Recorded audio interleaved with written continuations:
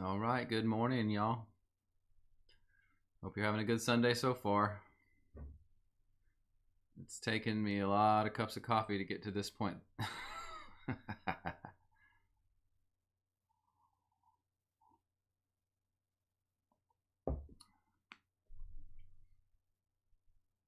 Good morning, Jason.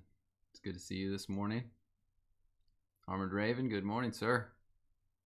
Great to have you guys.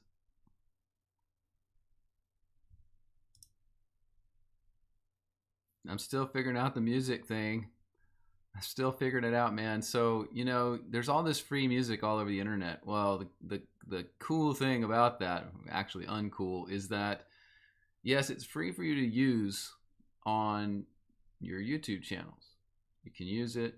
You can give them a copyright attribution, and then you don't get a strike for using their stuff on YouTube. You don't get dinged in any way, although they will not let you monetize the video.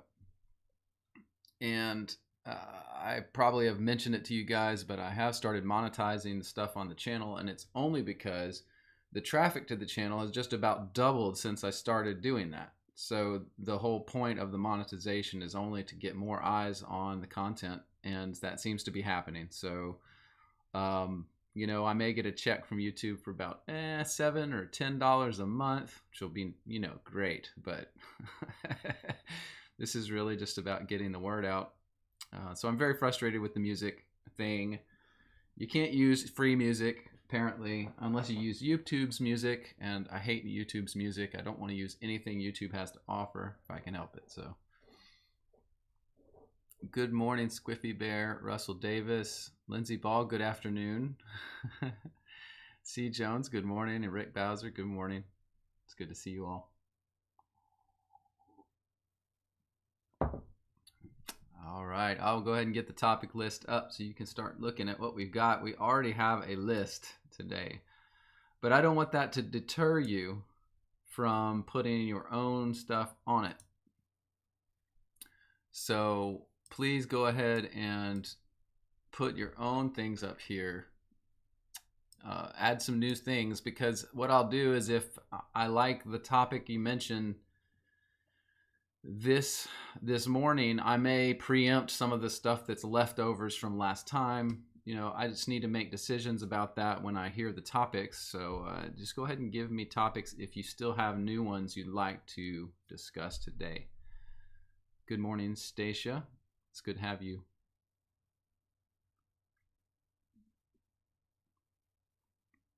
C. Jones, very funny, C. Jones, very funny. About the Wednesday night topic. Nice. Oh, goodness. It was actually, I think, a very fun discussion. Very fun. Very good. Small group, but powerful group. We got a lot done.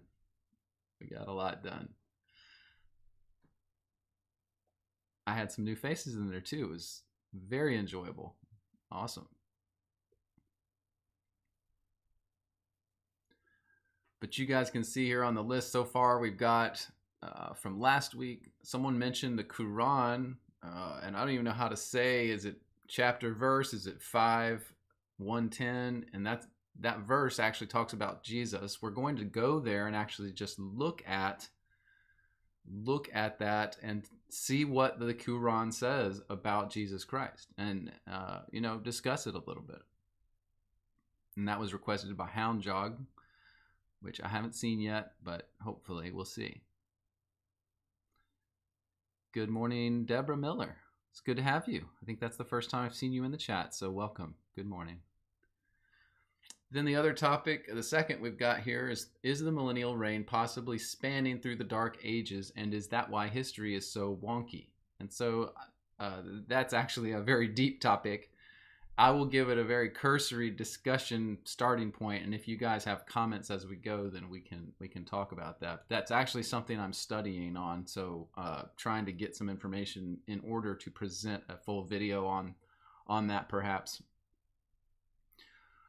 Then the third topic there, Rafa Sieber asked, why is God so quiet? For instance, we don't hear God or see him. It seems that prayers are it just seems silent. You know, it's hard to deal with that, the fact that he's not, doesn't sometimes feel very present. So we can talk a little bit about that. And then Ashton Nichols from 2 weeks ago had asked about 1 Corinthians 15 and 16. And if we have time, we will get to, I think, we'll kind of keep that towards the end, but we'll get to 1 Corinthians chapter 16 and go through there. Last week we did 1 Corinthians 15, which is all defending the resurrection, what the real resurrection was, and that was Christ resurrecting himself from Hades, and then the expectation those people had that they would also be resurrected after death. And a lot of explanation in there. I love that passage. Love it. So I see a couple mentions. Rick Bowser, you say, as a topic, your idea that since man lived much longer in the days of Abraham, that Abraham was able to take advantage of the wisdom of Noah. Yeah, Rick, it's actually something that since I did that video, the video being the recent one. What did I do? Yeah, the Tower of Babel. It was pointed out to me by, I can't remember, it's probably one of you guys on the call here, but one of my commenters, that the genealogies and the years of Abraham and Noah and his sons don't match up for that story in the book of Jasher. So, you know, full disclosure, and you can read the comments there. I think it's a great comment. It's well received by me. That neither the Masoretic genealogy nor the Septuagint genealogy allows for Noah's sons or Noah to be alive at the time of Abraham's youth, as it says they were. And so it begs the question, how accurate is that part of Jasher? How accurate is that statement that he learned, or the discussion, story about him learning from Noah and his son Shem? I don't know. It could cast a lot of doubt on it. Cast a lot of doubt on that particular part of the story. So I don't know if you want me, Rick, to talk about anything more than that. Regardless of the fact of the genealogies, whatever we feel is correct about the genealogies, Abraham definitely was able to take advantage of the wisdom of that, righteous, holy line of Noah and Shem. Okay, so, and perhaps that's even more likely that that's what Jasher was talking about. I would have to go back and look at it again, but so I think that's the best answer I can do on that. Yeah, Rick, it's a little disappointing. I didn't realize that when I went over the book, went over the story, but again, it's one of those things we have to reconcile when we read all these different writings, and you come to some things that just don't fit together. So, good morning, Perusia. It's good to have you. Russell Davis, I don't know if I said good morning to you. Mama chose Joy. Good morning. Thank you for coming. And you say this is Candace from last week. Good. You changed your name. All right. That's great to have you. And then Come Alive, I see you, brother. It's good to have you too. Awesome. All right, let me make sure I didn't miss any other topics on your chat here as I was talking there for a second. Lindsay Ball, you say, if anyone fancies an Isaiah study in 2.5 hours time on Zoom, a few of us are going through chapters 8 through 20. Okay. Russell Davis, my dad once told me he was going towards Laredo. He expected to fall off the edge of the earth at any time. Lindsay Ball, you say, I think the Dark Ages were only dark for Satan in his pit. Interesting. I guess you're relating to our topic here we may talk about here for just a little bit. All right. Let's see here.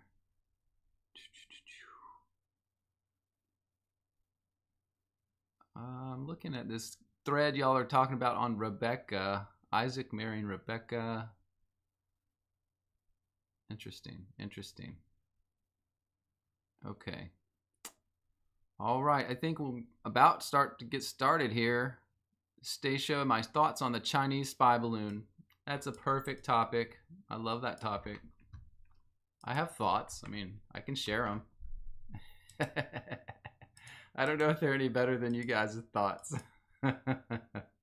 We'll do that first, just because it's a very prescient event. It just happened. Something to talk about here. Okay, let me get that on the board, and we'll get started for the day. Let's do this that way. Okay. So this Chinese spy balloon. All right. My thoughts on the Chinese spy balloon. Well, so I have, followed it like you all have. And one thing that I've seen, and I think y'all probably have too, is that this is a super common thing. It's not out of the ordinary. There's balloons all over the world. I don't know how many of you know much about that.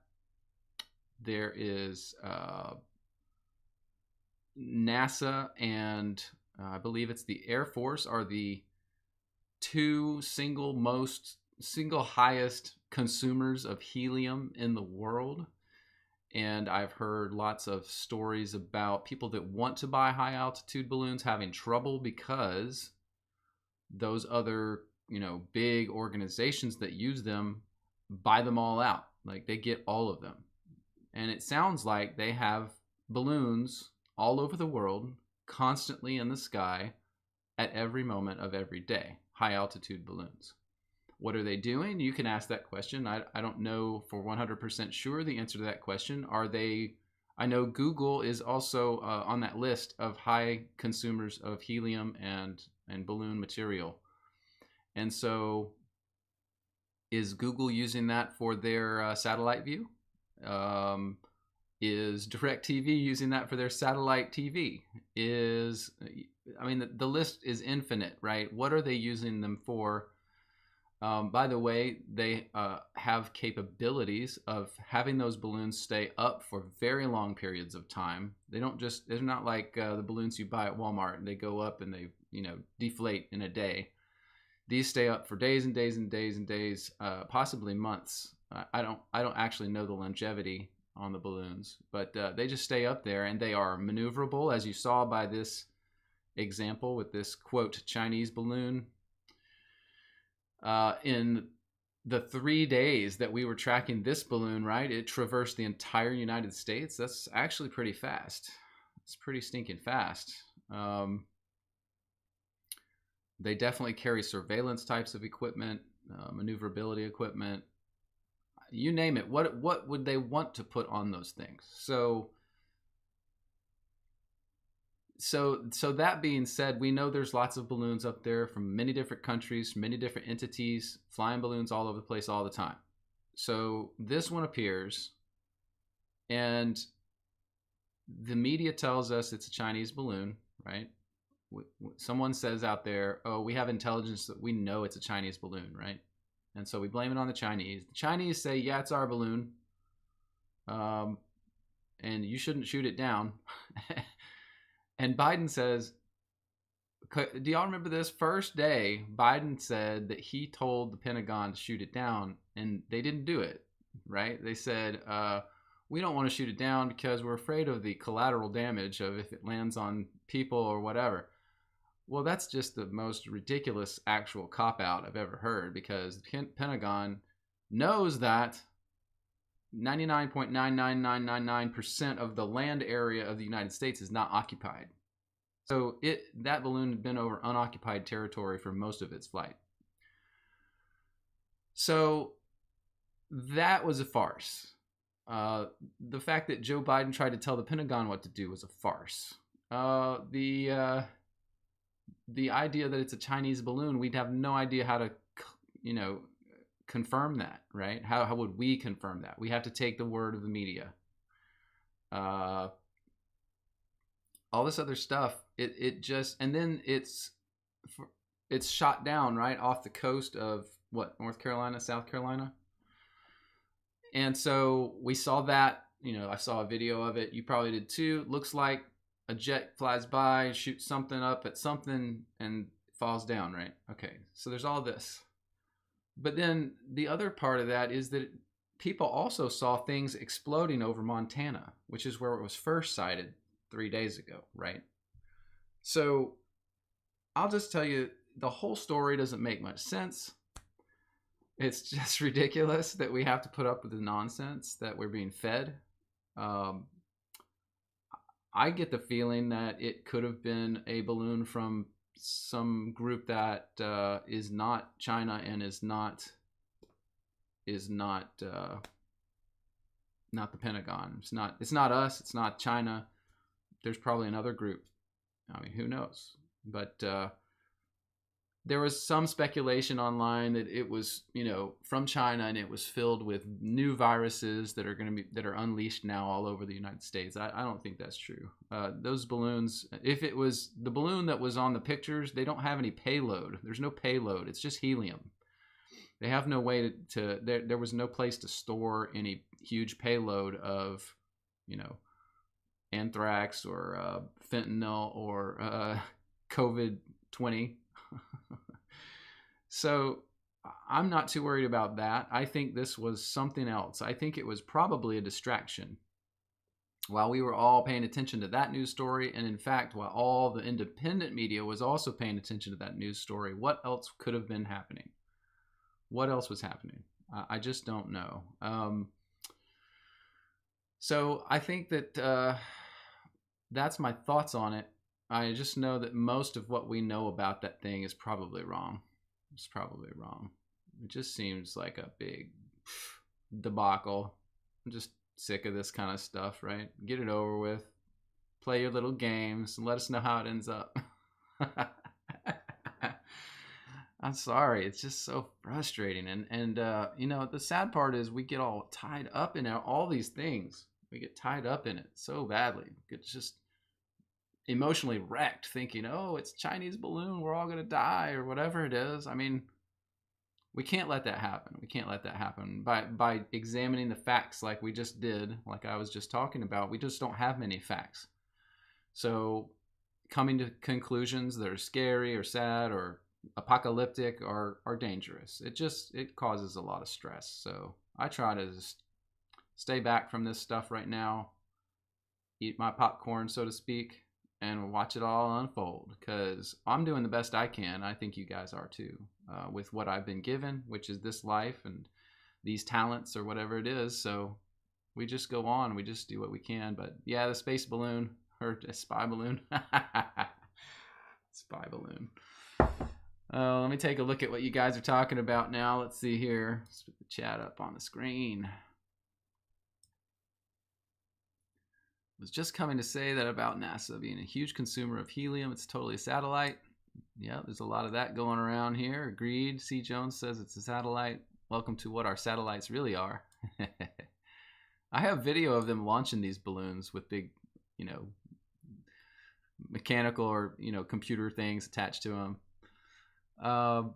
Lindsay Ball, you say, so why cover Noah with the blanket? And so they couldn't see.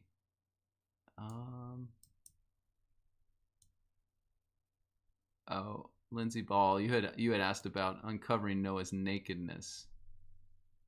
And Armored Raven, you said they slept with his wife. That's why the child was cursed. So I'll give you all a little tidbit on that one.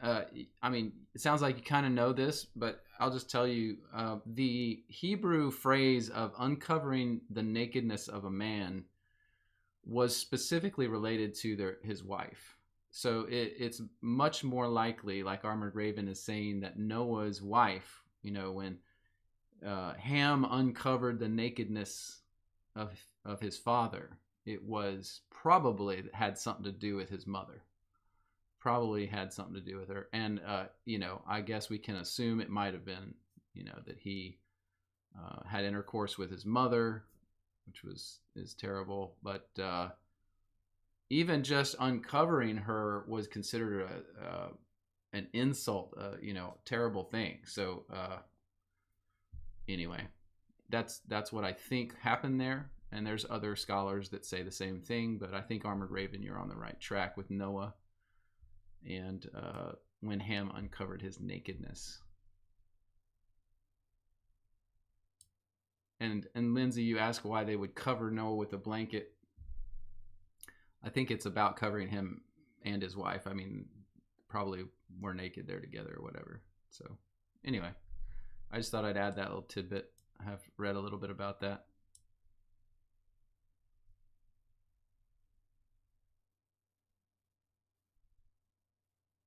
Russell Davis, I love this comment you made.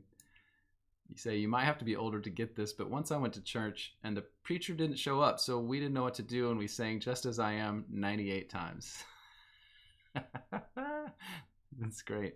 I love it. All right. Okie dokie. Let's see. Yeah, Cornelius. Good morning, by the way. I saw your name pop in there, Cornelius Natural, and I don't know that I've seen you before, so thank you for joining. I see you mentioned the same thing I was talking about there, Leviticus 20:11 through 21. Is that the passage that talks about that? Yeah, I think it is. So good. Thank you for doing that. Thank you for putting that for us. All right. Yes, rockets, firmaments. Yes, we won't go into all that today, but thank you for mentioning that. Mama shows joy. All right, let's do next topic. Now, this is interesting, guys. Now, I don't want anyone to get mad at me. Don't get mad at me for doing this topic, okay? I'm not preaching out of the Quran, okay? But this was interesting to me. Hound Jog mentioned this and said, hey, Bible scribe, can you check the Quran 5 verse 110, because it talks about Jesus, and I want to know what you think about it. So that's a very general ask, but I got pretty interested in it when I looked this up, and I thought I'd show it to you guys, at least so you could see what I'm seeing here, and we can at least talk about it. There's nothing wrong with that. So let me get this up for you. So as I went and searched for Quran, or Quran 5:110, I think this is the one I went to. Yes, yes. All right. So yes, here we are, and there's of course the, I guess, Arabic, but then the translation is here. So it's interesting. It says, and on Judgment Day, Allah will say, O Jesus, son of Mary, remember my favor upon you and your mother, how I supported you with the Holy Spirit. So you spoke to people in your infancy and adulthood, how I taught you writing, wisdom, Torah, the gospel, how you molded a bird from clay by my will and breathed it into it and became a real bird. This, by the way, I believe that this story of him making a bird from clay and it comes to life is in one of the infancy gospels of the early Christians. So I'm just saying it's an interesting cross-reference there. How you healed the blind and the lepers by my will. How you brought the dead to life by my will. How I prevented the children of Israel from harming you when you came to them with clear proofs, and the disbelievers among them saying, this is nothing but pure magic. So guys, I guess what was interesting to me in this passage was just that let's make some assumptions for a second. You know, this is just exploration. Oh, and I have this way off the screen for you. Sorry about that. It's not ideal for y'all. There we go. There's the words. Let's say, for starters, that let's just say Allah is God the Father, okay? And so if we make that assumption, which, you know, I've always said, oh, I don't like the term Allah. I don't like the way that they use it. I don't think they really mean the God the Father, because it's not the same attributes as the God I serve. So anyway, but apart from that, if we assume that Allah is God the Father, then these statements here are not that bad. They're not heretical. They're not, you know, in contrast to what the scriptures say about God. That you know, Jesus did the miracles by God's will. He healed the blind by God's will and brought dead to life by God's will. That's exactly what Jesus said about what he was doing. Everything he did was from the Father, given to him by the Father, you know, for the Father's glory. So I just found this interesting. And it's interesting too, because you can keep going, of course. And there's a lot more in here about Christ. Remember when the disciples said, "O Jesus, son of Mary, would you be willing to send down to us a table spread with food from heaven?" Jesus answered, "Fear Allah, fear God, if you are truly believers." I just found this interesting, guys, and it's not interesting in the sense that I believe it or believe that it's truth at all. But it is interesting in the sense that, of course, I've never studied the Quran very much. And I didn't even really know that Jesus was mentioned in the Quran until Hound Jog mentioned this to me. Come Alive, you say the Quran mentions Jesus 25 times. See, that's news to me. See, I didn't know this stuff. So I just think that's interesting. But now, here's the interesting thing too. So I started reading all over this entire, I guess it's called a surah, Al-Ma'idah. I think I'm saying that right. I think if I came up here to verse 1, as I was reading,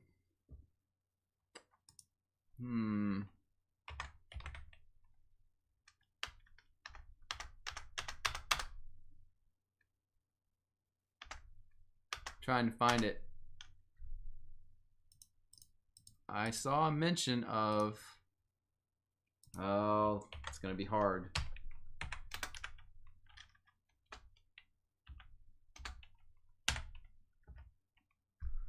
Well, I think I'm going to miss it because I can't remember which verse. I should have made a note which verse this was.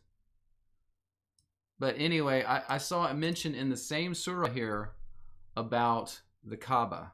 Okay, and the Kaaba, by the way, see if I can spell it right, correct enough for it to get found.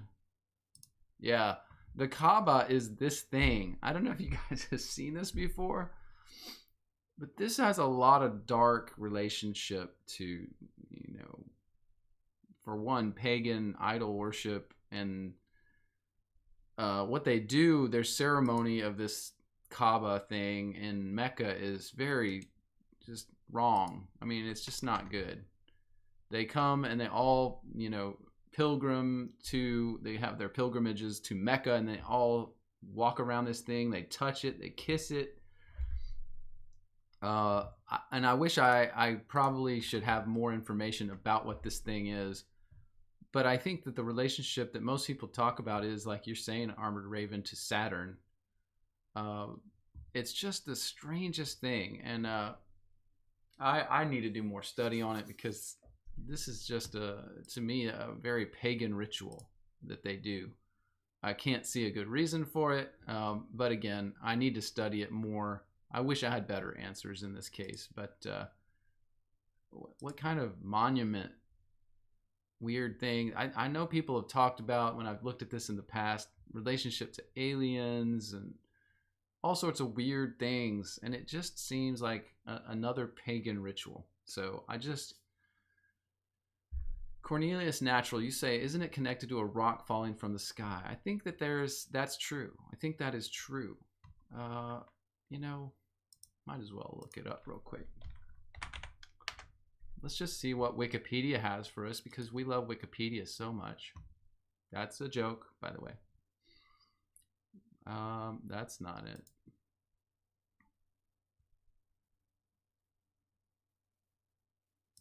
Kaaba. Kaaba, literally the cube in Arabic, is spelled Kaaba, sometimes referred to as blah, blah, blah. It's a building at the center of Islam's most important mosque. It's the most sacred site in Islam. It's considered by Muslims to be the Bait Allah. When they are performing Salah, which is their prayers, the current structure built after the original building was damaged during the siege of Mecca in 683. Probably, interesting. That's interesting. I need to learn this stuff, guys. So much history.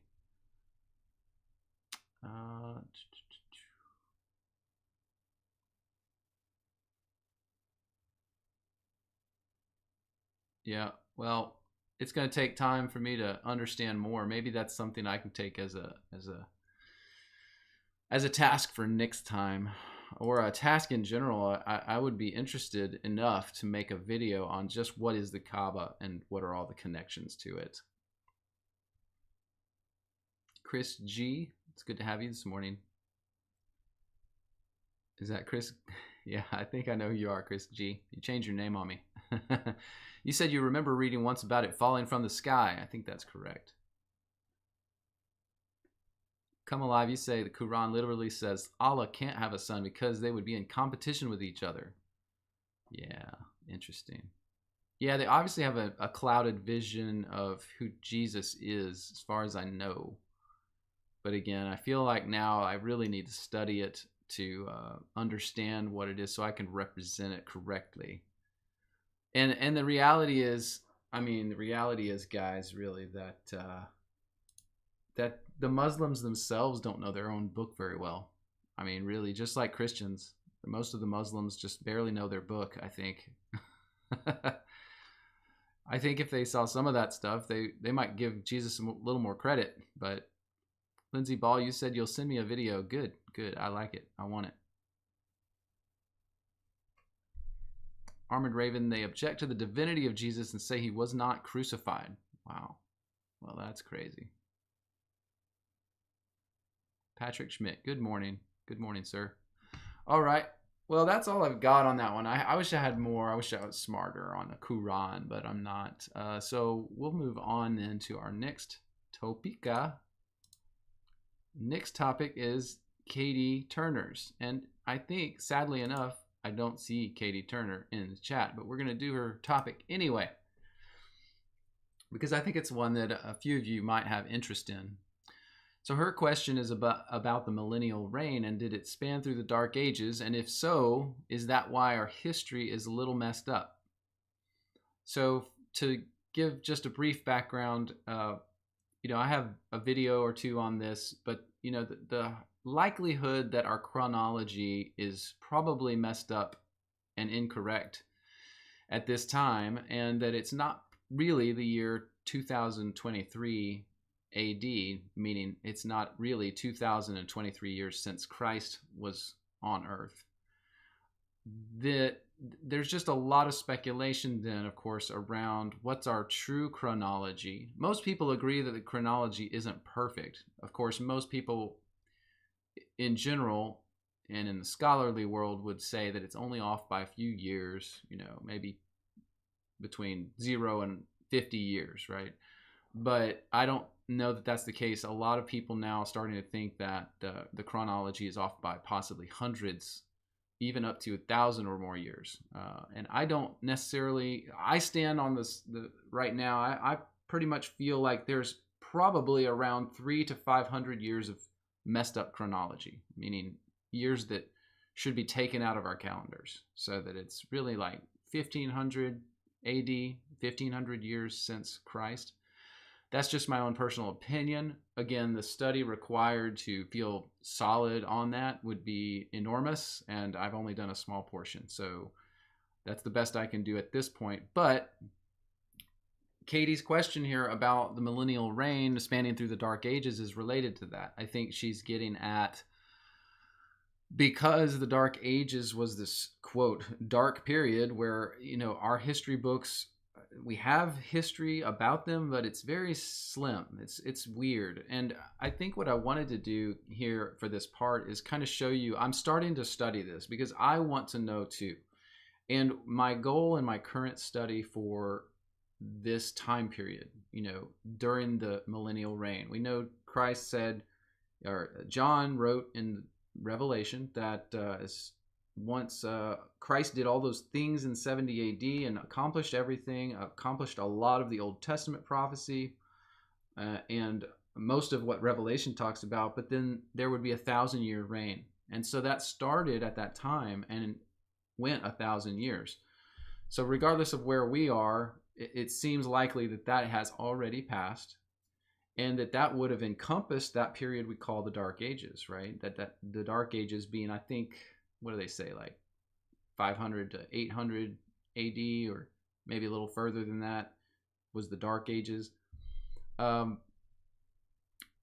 the millennial reign would have encompassed that time period if all of our calendars and our history and our chronology is correct, right?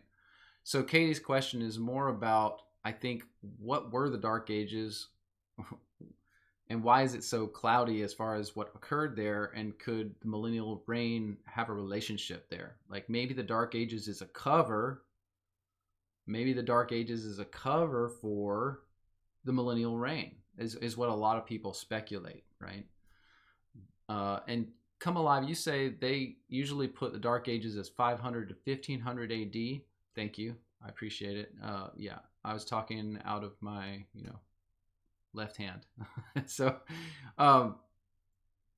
yeah, that's probably true. But I mean, the Enlightenment occurred before 1500. So, yeah, okay. So Mama Chose Joy, you say, yes, I think so too, especially since the period after is called the Enlightenment. Yeah, and the Enlightenment occurred 1400s. So anyway, what I have been studying is my goal in study. So when you study something, you really should always have a goal. If you don't have a goal, then you go down all the rabbit trails. You get all sorts of confused, but you might lose your initial purpose of why you started studying. And so what my goal is currently for this type of study is to look at the totality of history for the first, for the first century through about the 15th century, and look at what events are talked about, the main events in each of those centuries, and then look at it at a broad scope and try to make a determination as to whether really we just feel like we don't have history for the Dark Ages, or if there's some, problem there with what I see. The only way to do that is to bring up all that information from every century and then look at it all in totality. So I'm trying to do that right now. It's a high level. I'm not going deep into every single piece of history. I'm trying to get a high level impression of all the events that occurred through history. So I will let you guys know the outcome of that. I believe the outcome of that is going to be a video where I do talk about the time periods and what seems, if I find what I hope and expect to find a little sketchiness for certain centuries and time periods, and what I'll do is make a video where I bring that forward and we talk about that more. But yeah, as I was doing this, I'll show you kind of how I was approaching.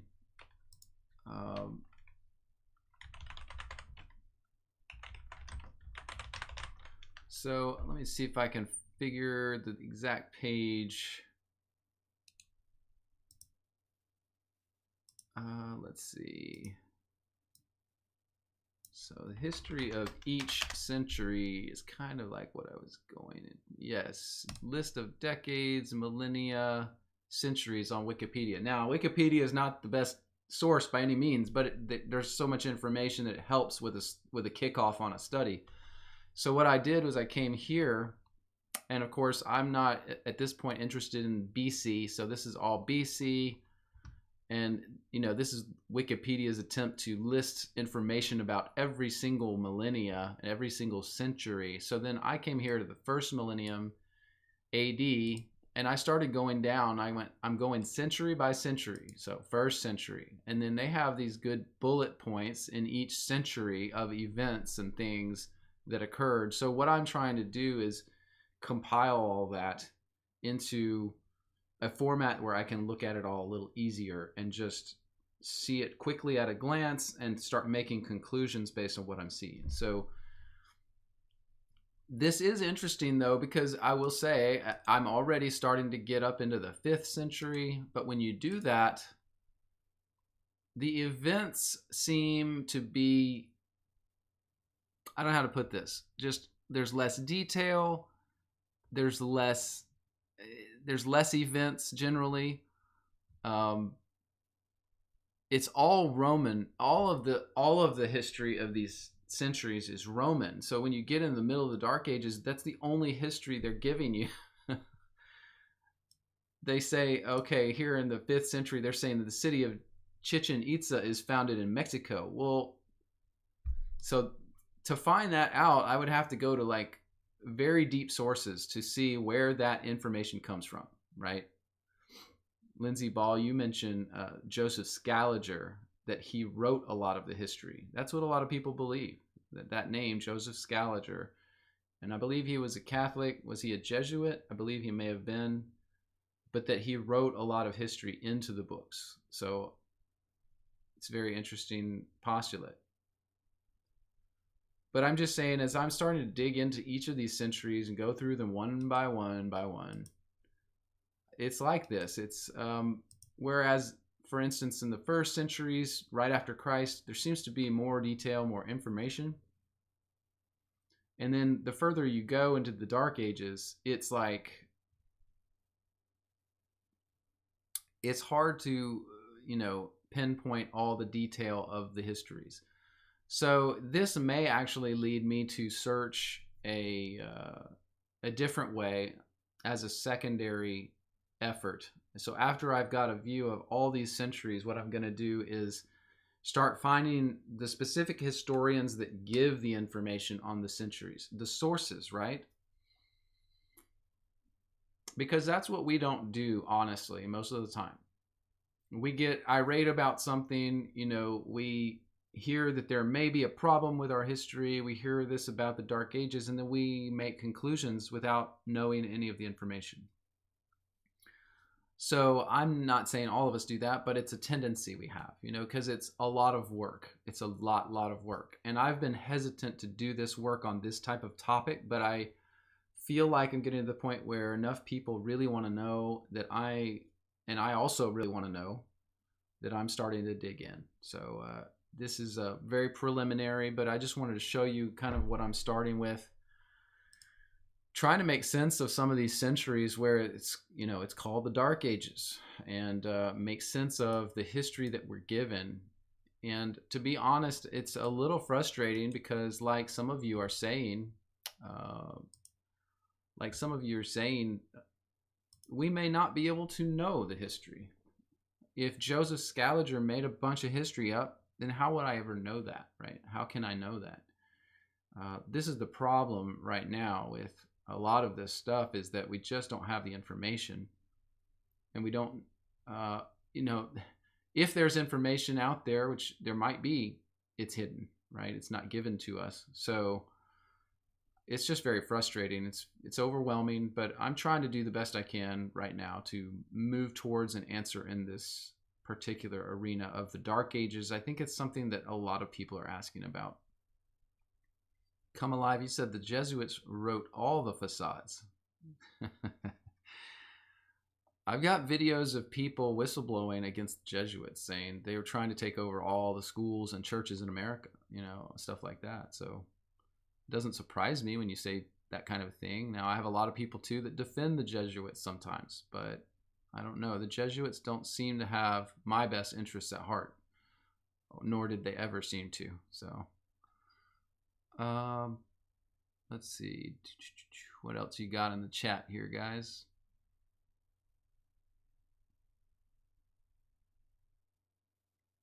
Amy Frey, I see your comment about the little season. Have you looked at how the original word used could be translated as lesser? Yes, I have looked at that. But there's not much to say about it other than it means both things. It means small, short, lesser. That was the meaning of that word. It's not that.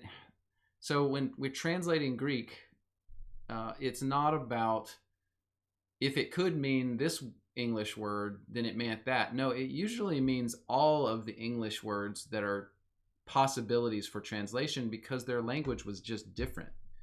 So they would use a word that in our language would mean lesser, but would also mean short. So they use the same word for both those things. Do you see how that works?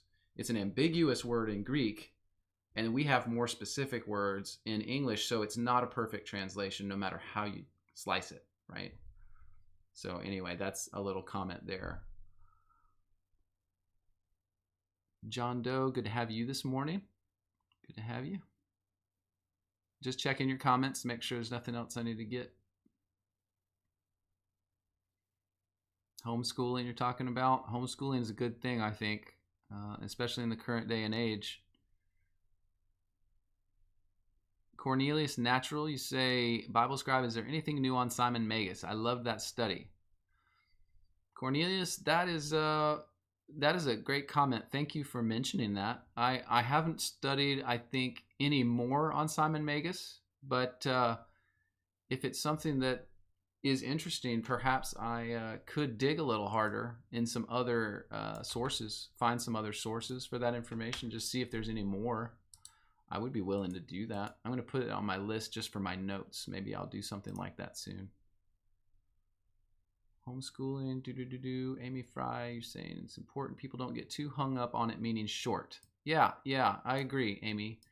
And that's something we've talked about, that verse, in Revelation 20 about the short season, that short is, number one, like we just said, the Greek word is ambiguous, but it's also relative. It's relative to something, right? So a 1,000 year period might be short if you're measuring it against 7,000 years, right? Or whatever. So yes, getting hung up on it meaning short is I think a mistake. But either way, there's a lot of things that could play into the shortness of the short time period, okay, for Satan. And so I've got a lot of information on that. We can talk about it in the future too, if it's something you're interested in. All right. Lindsay Ball, you say Simon Magus was the first pope. I'm going to keep that in my notes, just in case I can find information on that. If you can, you need to let me know. All right. Rafa Sieber, good morning. We actually, Rafa, are about to do your topic from last time. You missed a lot, man. You missed almost an hour, but you can watch it back, no problem. Let's see. Let's get your topic up, because that's the next one, actually. So, guys, this topic I think is an important one to talk about. I don't know, Rafa, that I have a good answer for your question, which is, why is God so quiet in the present time? He seems so quiet. You said in your comment last week, for instance, why can't we hear God or see him? He was much more present, and I think you meant in the past. And whoever prayed to him, he answered. Has it to do with the little season? Must he remain silent? I think that's a very astute question, Rafa. I think it's one that I've thought about. Probably many people have. And so why is God so quiet? So I think it's important to define what we mean by that, God being quiet, okay? Because, if we are praying, for instance, for justice from tyranny in our world, and it doesn't happen right now, right fast, just think about the Old Testament. How many times did the Jewish nation pray for him to save them from their enemies? David prayed the same thing to God. Many times throughout history, the Jews prayed for God to save them. Probably when they were in Egypt, during the 400 or so years, they prayed multiple times for God to save them, but he didn't do it right away. And so waiting on the answers is okay.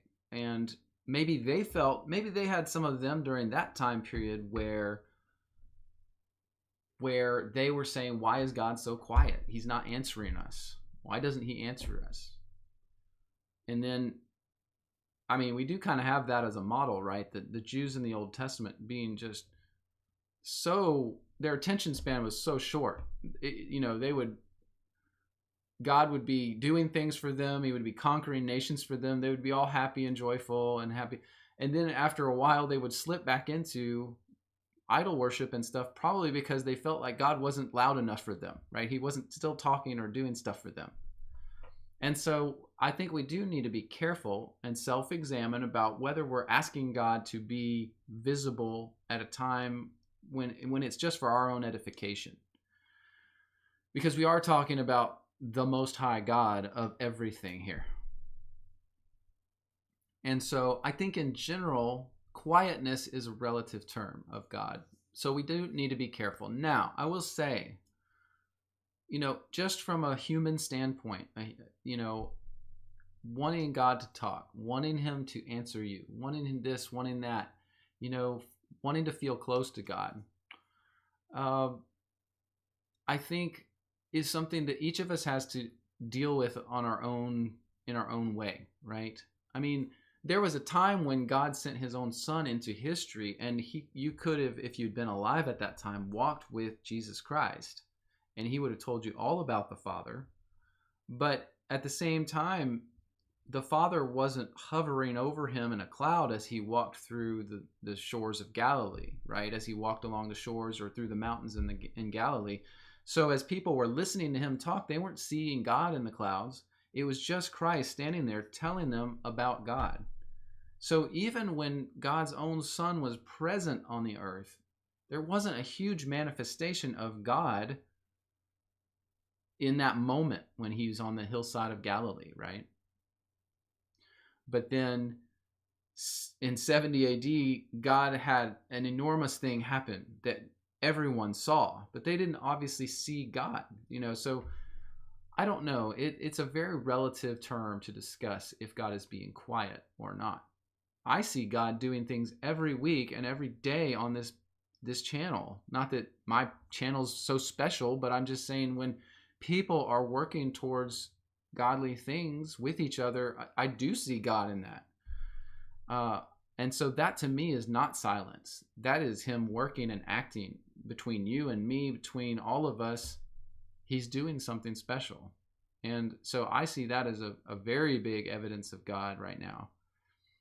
And I see you put a couple comments, Rafa. Let me read those real quick. You say, I mean, in the past, he appeared publicly much more often and answered different persons. I believe I feel him, but not really a word. I don't really deserve it, but I'm sure there's a couple of guys out there. You say, or angels is the presence from the Bible that we miss now. Yeah, so I think the perception that God appeared publicly more in the past. My question would be, where did he appear publicly? There's a lot of things he did, but I don't know that he appeared. And we do need to recognize, if you take all those things in the Old Testament, if you plot them out on a timeline, you're going to see that it's hundreds or thousands of years between each time when he did something big in history. So, there was creation, then until the time of the flood, God didn't do a lot in creation. Okay, so there's a huge time gap there. But when we think about these events, we think of them all in sequence. So we're thinking, oh, he was all over the place. But really, God intervened specifically throughout history for his own purposes in very small periods, here and there, doing this, doing that, maybe moving in a person's life and changing what they thought or their perceptions. But also he used Christ. He sent Christ in the Old Testament. And I have that video on the Logos, the Word of God, which was Christ. And I show evidence in that video of Christ coming to people in the Old Testament and doing things for God. So I think we need to, I think this question is more one of self-examination. Why does it seem like God is quiet to me? Why do I feel like God is quiet? And part of that process, I think, too, may rely on us thinking about if we're moving towards him. Are we doing the things that we think he wants us to do? If we're loving people around us, are we reaching out to them? Are we trying to share God's love with those people and, spread the truth of who he is and who his son?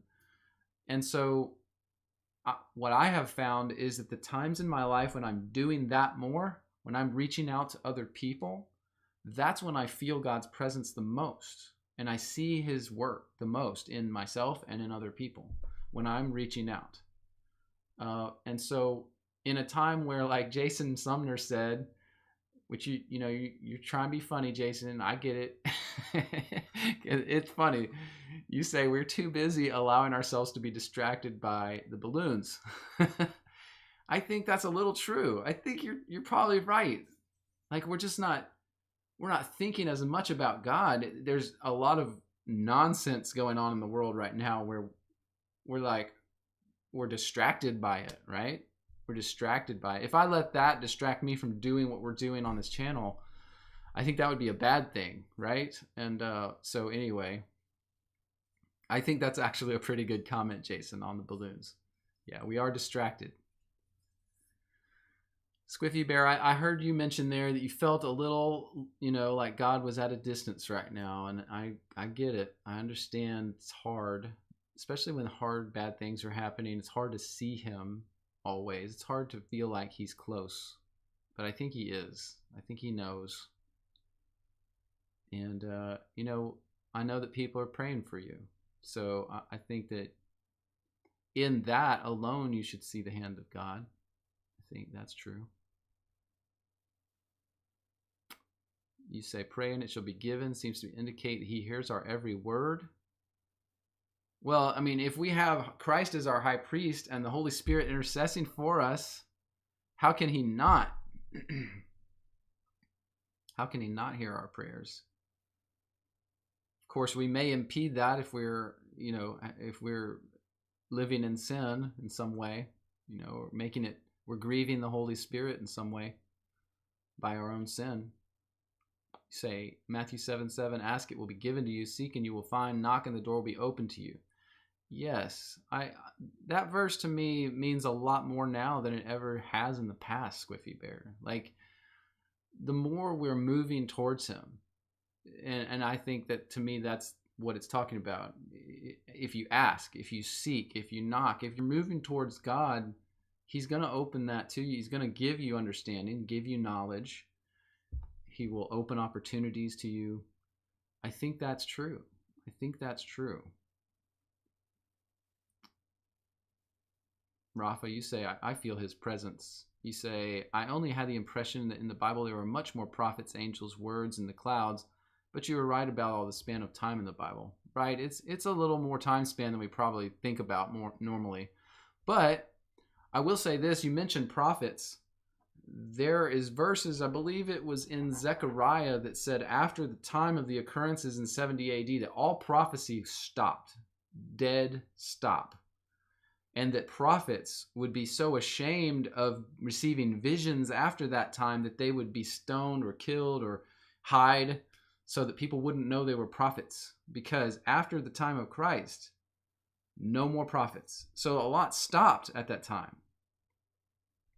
And I think your comment about the little season is pertinent.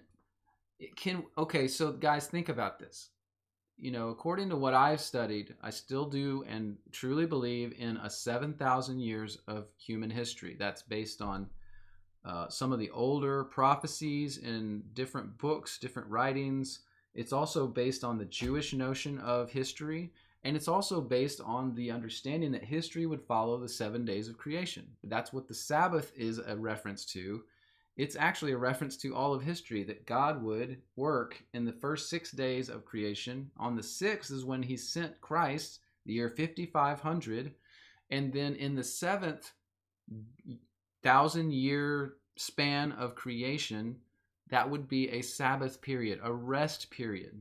So I don't know, Rafa, what does a rest period mean to you? Is that why it feels like God's quieter now? I don't know, maybe. I don't want to say that's true, but it may seem that way. It may seem like if this is the Sabbath period and God is supposed to be at rest from his work with history, that could be something that we're seeing that we don't have a context for how to measure it, right? Is he less active? I mean, there's no way I would say God's not active now. But is it to a lesser extent? I don't know the answer to that. I don't know the answer. It's a really hard thing to know what a Sabbath time period would mean for God. Of course, Jesus gave us the example of still doing good things during the Sabbath. The Pharisees hated him for it, but he and the disciples would glean food out of the fields. They would wash their, not wash their hands, I think, as was the customs. They would do all these things in the Pharisees' eyes, breaking the Sabbath. But Jesus says, would you not pull your ox out of the ditch on the Sabbath? Would you not help your friend, essentially, do all these things? So that, to me, if that's a model, I mean, I'm just pulling stuff out of my brain, guys. I don't know, but if that's the model for the Sabbath activity of Christ, perhaps it's the model for Sabbath activity for God. If this is the Sabbath time period of the history of the world and God is at rest, he's still doing good things. So anyway, phew, I went on a rant there for a second.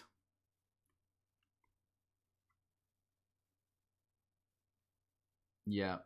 I'm looking at your comments, guys. Tomcat, you say it seems like physical healing, direct vocal contact with God ended with the Old Covenant at 70 AD. There is interesting information to support that opinion. I mean, I feel like, based on what I've read from early church fathers, that there still were healings and the miracles of what I guess I would call the miracles of the Holy Spirit after 70 AD. But yeah, it's a good statement. It's a good thing to think about. I tend to think some of that stuff is kind of like not happening much anymore. Cornelius, you say, prophets and apostles confirm the word. Miracles accompanied proof it's from God. We do not need to prove what's already confirmed. I'm not sure I'm totally following that, but yeah. Come alive. The Sabbath was made for man, not man for the Sabbath.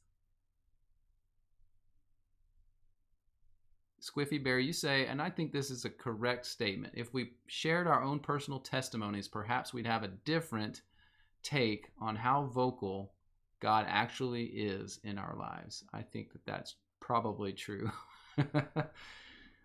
If we sat and thought about it for any period of time, started telling stories, we'd all be like, oh my goodness, his hand is in every piece of our lives every day. We just don't, for some reason, I don't know, we're callous. We're callous to it or something.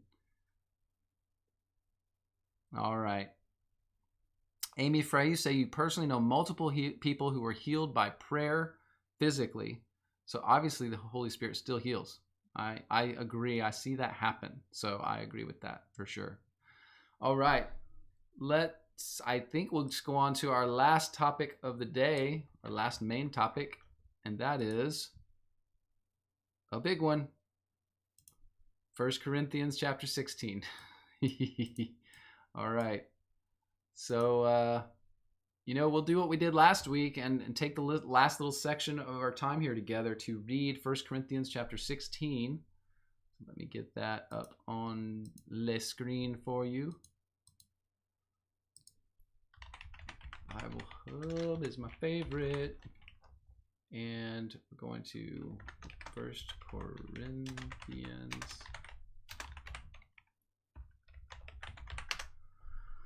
All right, let me get it on your screens here, guys.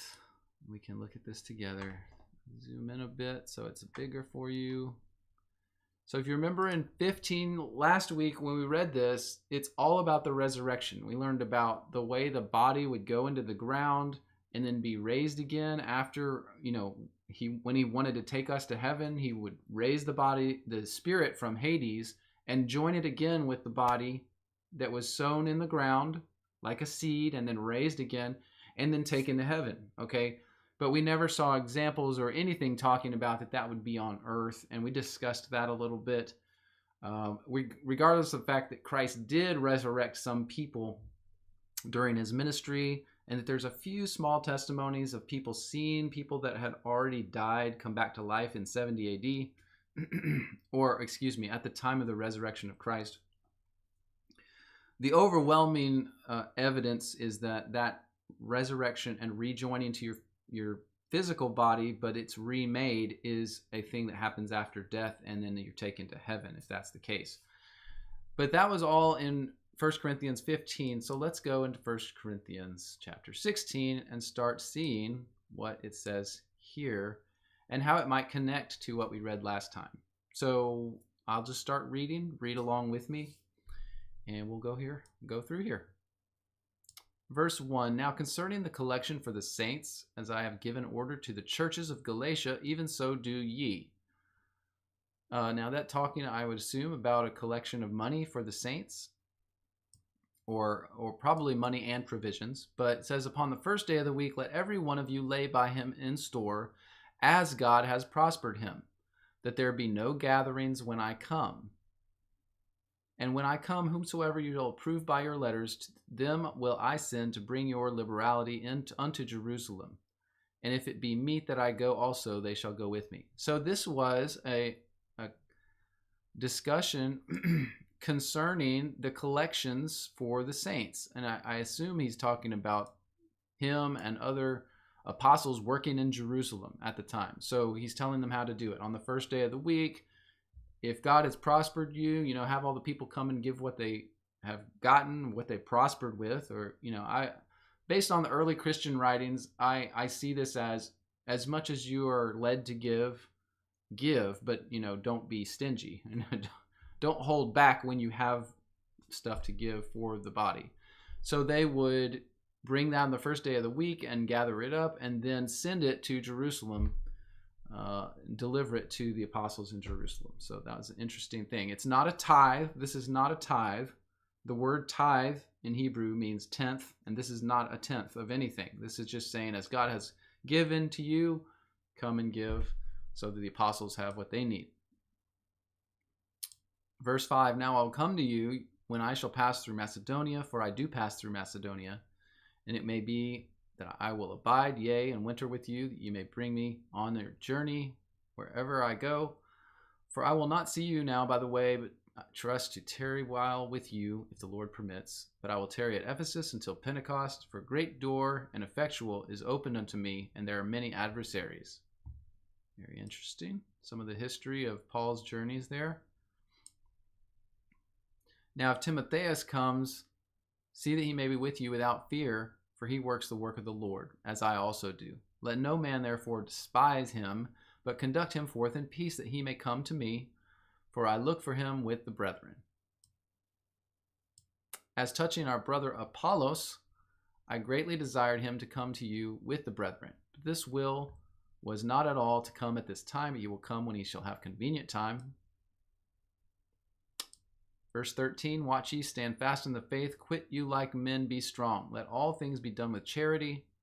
I beseech you, brethren, you know the house of Stephanus, that is the first fruits of Achaia, and that they have addicted themselves to the ministry of the saints. That's a cool statement.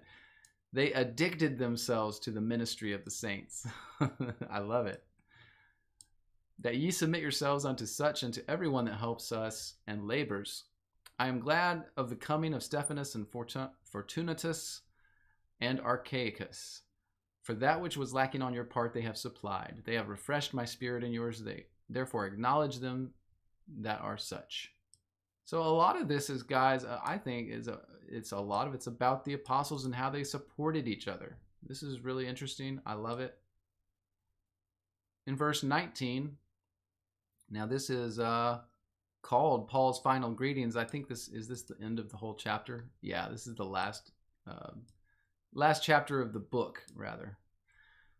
Verse 19, the churches of Asia salute you. Aquila and Priscilla salute you much in the Lord, with the church that is in their house. All the brethren greet you one another with a holy kiss. Wow, we can't do that today. Can't holy kiss everybody. Be in trouble. That's a shame. Salutation of me, Paul, with my own hand. If any man love not the Lord Christ, let him be anathema maranatha. The grace of our Lord Jesus Christ be with you. My love be with you all in Christ Jesus. Amen. The first epistle to the Corinthians, written by Philippi, Stephanus, Fortunus, Achaicus, Timotheus. Whew. So, interesting.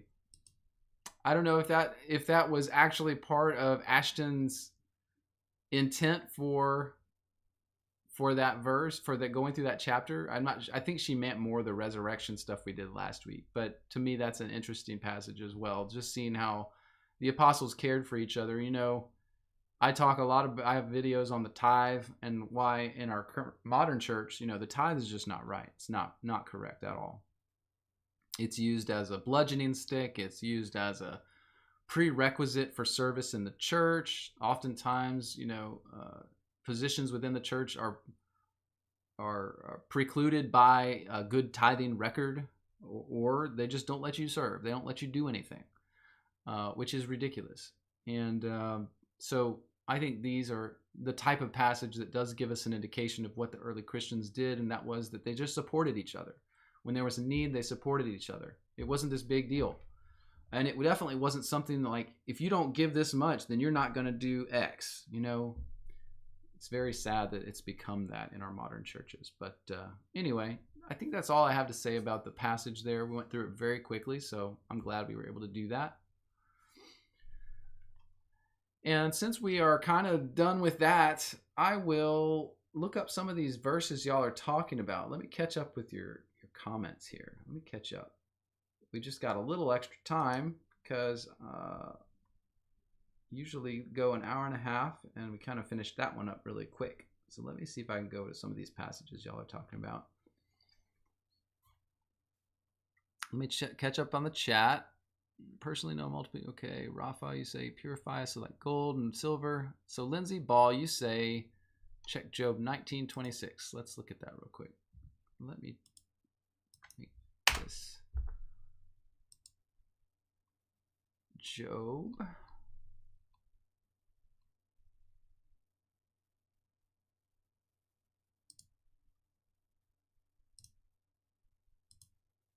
So share Job 19:26 on my screen here. We've got going down here.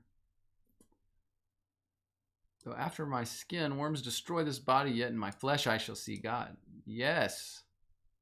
Yes. And we talked about this last week with 1 Corinthians chapter 15.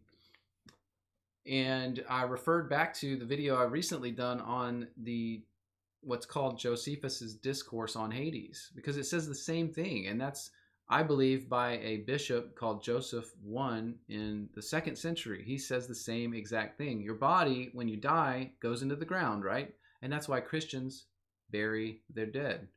A pagan practice is to burn your dead, right? But Christians bury your dead. And as the body goes into the ground, it says it's nourished for a time. And then when the resurrection occurs of that human soul, the spirit, the resurrection, meaning the rising up out of Hades, then God also takes the body material from the ground, which has been nourished, and he puts it back together with the spirit, and then the resurrection is going to heaven after that. So that is what it looks like that verse in Job 19:26 is talking about. I think that's an amazing verse, and I'm glad you brought that to us there, Lindsay. That's an awesome verse. I'm putting that in my notes so I can look at that some more. And then you say Ezekiel 37:4. Let's go there real quick. Ezekiel 37. Whoop. Verse 4. Again he said unto me, prophesy on these bones. I say unto them, O ye dry bones, hear the word of the Lord. Yeah, perhaps that's a reference to resurrection-ish. Perhaps. But I believe, if I'm not mistaken, this was more a reference to the nation of Israel and how they had backslidden so far. He saw them as a valley of dry bones, whitened sepulchres, full of deadness. And he wanted them to come back to life, meaning to come back to God. So I think this is not as much a reference in Ezekiel 37:4 to the resurrection as it is to bringing the nation of Israel, quote, back to life in a symbolic sense, that they would then come back to God. But anyway, it's still a good reference. Daniel 12:2. Let's look at that real quick. Daniel 12:2. 12:2. And many of them that sleep in the dust of the earth shall awake, some to everlasting life and some to shame and contempt. At that time, so the context is Michael standing up at that time, great prince, which stands for the children of thy people. By the way, Michael is the protector of the Jewish people as far as the way the writings read about what he does for Israel. He's their protector. And there shall be a time of trouble such as never was since there was a nation, even to that time of trouble. This is what the premillennial dispensationalists talk about as the tribulation time period, right? And at that time thy people will be delivered, everyone found written in the book. Yes, at the time of 70 AD, the Jews who believed in him were delivered. In fact, Christ told the Christians, Jewish Christians and Gentile Christians, he told them, flee when it gets bad in the city. You're going to see the armies circling the city, flee to the hills. And what do we find? We actually find Eusebius cataloging church history saying that, yes, a huge group of Christians fled to the hills in the Pella region of Palestine. So they were delivered from the wrath that he put on the Jews in Jerusalem, right? Everyone that was found in the book, written in the book of life, right? The Christians, because they knew, because Jesus told them, right? It's not rocket science. It's not magic necessarily, although, God can do some magic, man. But then it says, many of them that sleep in the dust of the earth will awake, some to everlasting life and some to contempt. Yes, we see this in the book of Revelation too. Okay, so at that time, when Christ came in the clouds, he resurrected all the dead. And the ones that were resurrected, that were righteous, he resurrected to life. The ones that had died for their testimony of Christ, the Old Testament patriarchs and all the ones that were righteous in the Old Testament that died, he rose them to begin the kingdom. And the wicked were then sent to everlasting shame and contempt. Okay, so all of these things fit perfectly. And I think that, again, Lindsay, it's a great reference to look at. Perfect. Russell Davis, you say Romans 15:27. Let's take a look. Romans 15:27. All right. It hath pleased them verily, and their debtors are, for if the Gentiles have been made partakers in their spiritual things, their duty is also to minister in carnal things.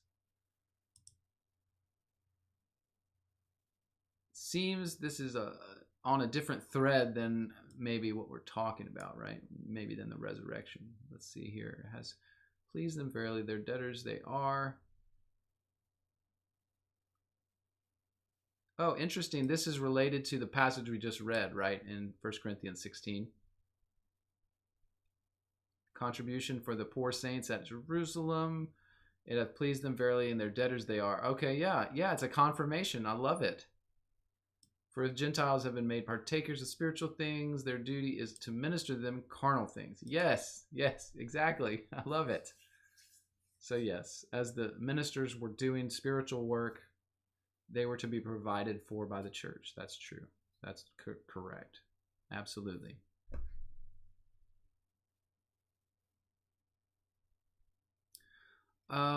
Let's see. Russell Davis, you say we owe the Jews. See, I don't know.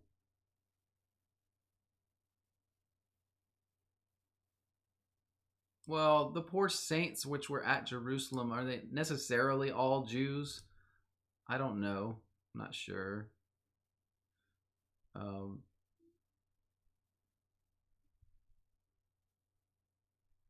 But I see what you're saying, the way this is written.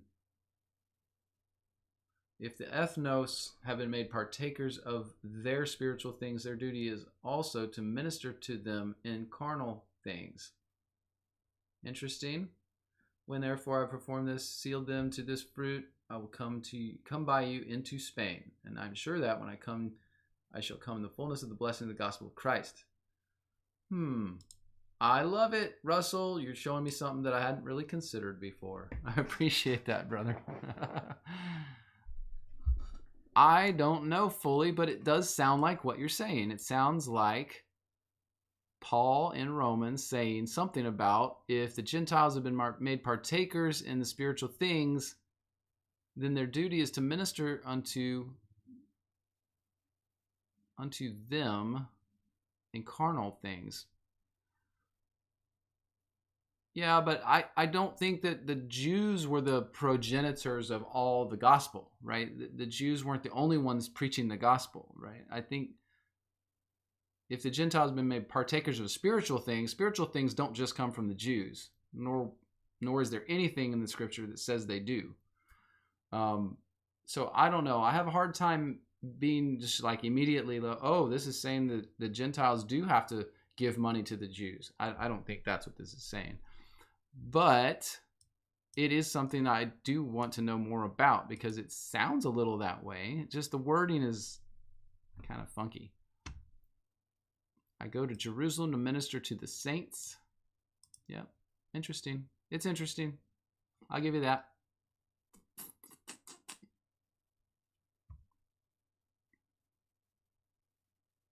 It's very good, Russell. Appreciate it. Lindsay Ball, you keep putting different references on the resurrection. I think John 5:25. Let's go there real quick. Let's just look at that one. John 5:25. I hope you guys are having fun. I am. I like just diving into these different verses and looking at what they say. It helps me remember what's going on in these different passages. There's nothing wrong with doing this. Verily, verily, I say to you, the hour is coming, and now is, when the dead shall hear the voice of the Son of God, and they that hear shall live. Yeah, why is that? That's Jesus talking, right? It's Jesus talking. So he's saying here